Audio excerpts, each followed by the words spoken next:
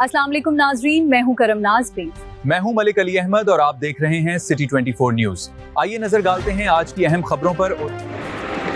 Faisalabad district reporter Irfan Idris Bhatt की report के मुताबिक जिला अमन कमेटी के अरकान का समंदरी का दौरा अमन ओमान के हवाले से मुनक्किद इजलास में शिरकत, मजालिस और मातमी जुलूस के रास्तों का मुआयना किया। Assistant commissioner Qamar Mahmood manage, DSP Aftab Sabir, chief officer Tahir Farooq और MOR जाहिद फरीद वफद के हमरा थे। मुहर्रम उल हराम के सिलसिले में जिला अमन कमेटी और अरकान ने इंतजामात और सिक्योरिटी का जायजा लेने के लिए assistant commissioner Qamar Mahmood manage and सदारत में म्यूनसिपल कमेटी में मुनक्किद इजलास में शिरकत की। इजलास में अशरा मुहर्रम उल हराम में अमन अमान, सिक्योरिटी और इंतजामी अमूर का जायजा लिया गया। इजलास में DSP आफ्ताब साबिर, अमन कमेटी के अरकान और मुतल्लिका अफसरान शरीक हुए।